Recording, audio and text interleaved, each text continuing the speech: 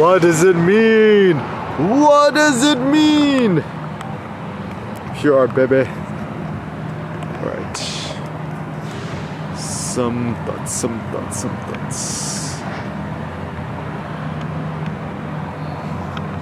Alright, so gonna continue the Eric Kim show. Shout out to my friend Chris. Chris A. You know who he is. Cincinnati! Woo! Okay, so some thoughts. Why Satoshi is the new Jesus?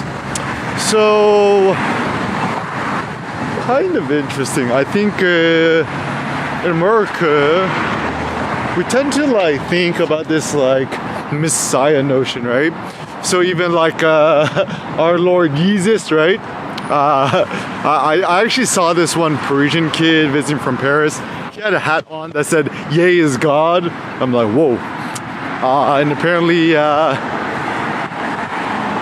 Yeezy and Dollar Sign is still on tour in Korea. South Korea looks like a pretty sold out audience. Yeah, actually it seems that Koreans don't know what Jewish people is, or they don't really care what it is, right?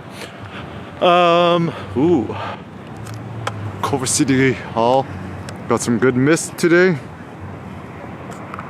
Kind of interesting. Nice smog. Actually,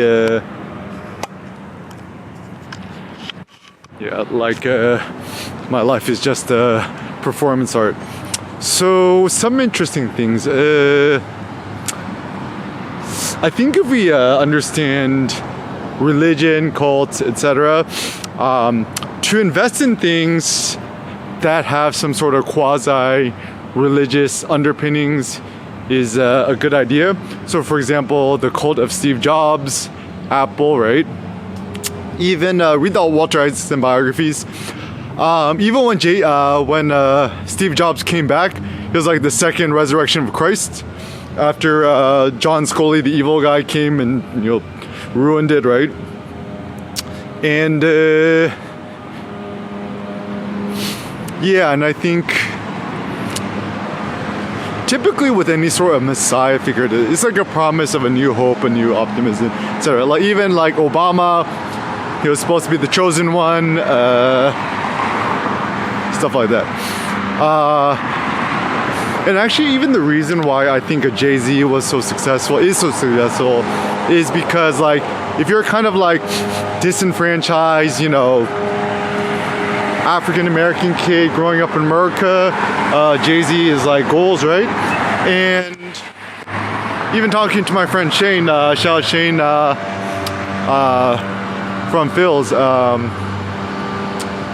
The reason why that people love Kanye so much, especially in the African American community, right, is in America, I mean, this is straight facts, right? The ultimate marginalized group came here on slave ships, etc. And obviously the Jewish people suffered the Holocaust. 6 million people died. It's all super real. I think anyone who's a Holocaust denier is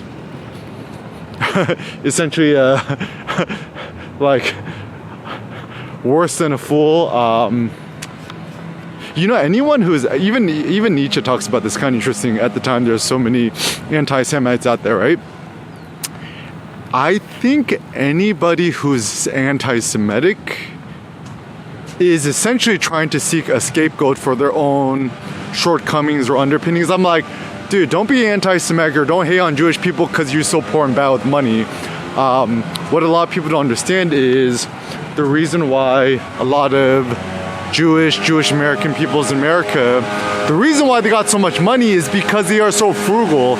I think the reason why Americans are dumb is that what they do is the typical Americans are really good at spending money. The typical Americans are very, very poor at saving, conserving, and not spending money, right? And obviously, I fall victim to this. Thank you. I fall victim to this. I'm always trying to find the next thing to buy that will complete me, right? And so the generalized idea is this, is like, once I buy X, Y, and Z, I'll feel complete and I'll be happy and stuff like that. So once I get the murdered out, black on black on black, Lambo with the scissor doors, all murdered out, I will become complete. Now the question is this true? Obviously not. And I think it's also interesting too, because I think philosophically we are seeking to feel quote quote completed, but actually what if in fact seeking completion or fullness or satisfaction was actually not the goal, and that actually in fact always leaving a little bit something on the side is a good idea. Shout out to Nongla, come here in Culver, they took over the Y Sons. Yeah, actually the food here looks pretty legit. Like they added the pho sign, so yeah, get some stuff there. Yeah, if you're curious, the best place to live in America, Culver City, hands down, best city in America. After that, Southeast Asia. Yeah, Culver City, man, I love this place. Maybe one day I'll run for mayor. Maybe, depending on how far my ambitions will go. Honestly, like the best city in America. I think, yeah, one day somebody will watch this vlog and it's like, Eric Kim Dunn predicted it. Right, so anyways, also talking about politics and power. So, some big issues is everyone wants more power. If you want more power, it's very simple, buy more Bitcoin. Bitcoin is digital capital, Bitcoin is digital real estate, Bitcoin is digital property, Bitcoin is power, property is power. And why is it that everyone wants more power? I mean, I think it's human nature for men at least. And I'm going to speak the difference between being man and woman. Oh yeah. Nice flowers.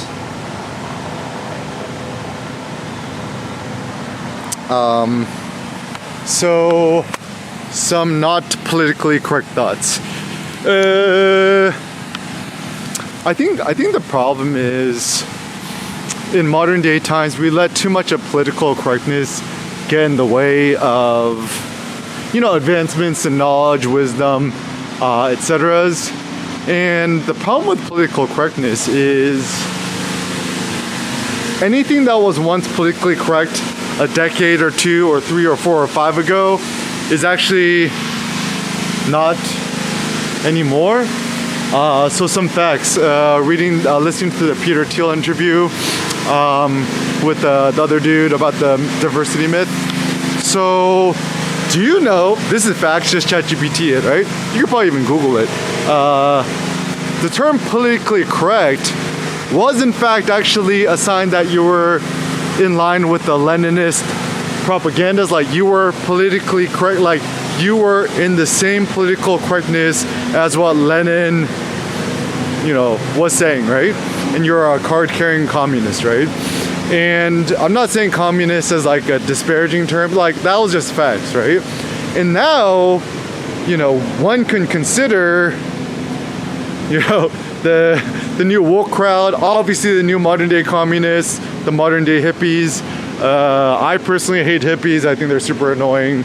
And it's like not bad or evil, it's just like kind of annoying. I think we can make a lot more progress in terms of thinking, life, and society. Just people's not bad and evil. It's just like kind of annoying. Just stay away from people who is annoying, right? People are not evil or bad or deceitful, just annoying. So the reason why I think it's wise for us to think about, you know, investing in a cult, a movement, what else, right? Is when people get some sort of like religious like fervor about X, Y, and Z, that's a good opportunity. I mean, if honestly this whole like plant veganism, plant-based, you know, thing, right? It actually does have a level of religious fervor to it. Like, because once you get kind of morals and ethics added to whatever your opinion might be, things start to get a little bit tyrannical. And what is the opposite of tyranny? Tolerance. What is the opposite of tolerance? Tyranny. And so I think the tricky thing is, oh, looks like Laurel Grill is gonna enter open soon. Ooh, restaurant looks nice.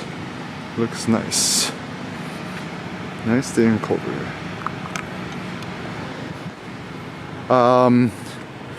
So the things which are kind of little bit like hypocritical in my way is like, how do you say this? I mean, people who do the whole vegan, animal rights, blah blah, it's kind of annoying to me, but I tolerate it, right?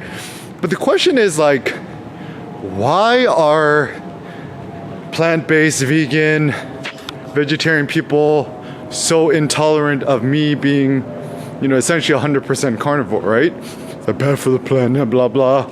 I'm like, okay. Yeah. So I think all sides of the political spectrum and everyone should just become more tolerant, right? Like the rights, the lefts, the gays, the Jews, the African Americans, the blacks, the whites, the yellows, the reds, Asians, whatever you want to call us, the purple people, the brown people, the blue people. I'm just like, next time someone asks me, so what are you? Purple. Purple, you're purple. What are you? Pink. Right? Even the Simpsons, they all yellow, right? And then, so yeah, I think thinking about things.